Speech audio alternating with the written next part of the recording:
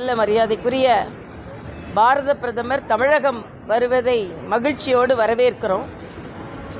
பாரத பிரதமர் பீகார் தேர்தல் முடிஞ்சு இன்னும் அங்கே முதலமைச்சர் பதவி ஏற்பதற்கு முன்னாலேயே தமிழகத்திற்கு வர வேண்டும் என்றும் தமிழக விவசாயிகளின் மீது அக்கறை கொண்டு இங்கே வந்து அந்த நிகழ்ச்சியில் கலந்து கொள்வது மட்டுமல்லாமல் நாடு முழுவதும் உள்ள விவசாயிகளுக்கான ஊக்கத்தொகையை அறிவிக்கிறார். ஆனால் இதில் மிக மிக கண்டிக்கத்தக்கது என்ன என்றால், வந்தாரை வரவேற்பதுதான் தமிழ் கலாச்சாரம். பிரதமர் நம் தமிழகத்திற்கு வருகிறார், நம் கோவைக்கு வருகிறார். ஆனால் முதலமைச்சர் கடிதம் எழுதி கொண்டிருக்கிறார். நம்ம ஊருக்கு வரும்பொழுது கடிதம் எழுதுவது சரியான்னு நான் தமிழக மக்களிடமே ஒரு கேள்வியை கேட்கிறேன். பிரதமர் வராரு, வரும்பொழுது உங்களுக்கு என்னென்ன கோரிக்கை இருக்குதோ நேராக சொல்ல வேண்டியது தானே. அப்போ வரவேற்பது உங்கள் ஈகோ பிரச்சனை இல்லை.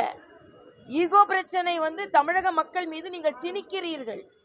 தமிழக மக்களின் கோரிக்கையை பிரதமரிடம் வரவேற்பது மட்டுமல்லாமல் நேரடியாக சொல்லுகின்ற ஒரு வாய்ப்பு வரும் பொழுது அதை தமிழக முதலமைச்சர் நிராகரிக்கிறார். ஆக தமிழக மக்களின் நலனை அவர் நிராகரிக்கிறார் என்று நேரடியாக நான் குற்றம் சாட்டுகிறேன். பிரதமரை ஏன் சந்திக்க மறுக்கிறீங்க? நீங்கள் தமிழகத்தின் முதலமைச்சராக இருப்பதை போல இந்த நாட்டின் பிரதம அமைச்சர் அவர். ஆக அந்த பதவியை மரியாதை செலுத்த உங்களுக்கு விருப்பம் இல்லையா? இல்லைன்னா நீங்க மக்களுக்கான பிரச்சனையே உங்களோட திமுக பிரச்சனையா பார்க்குறீங்களா?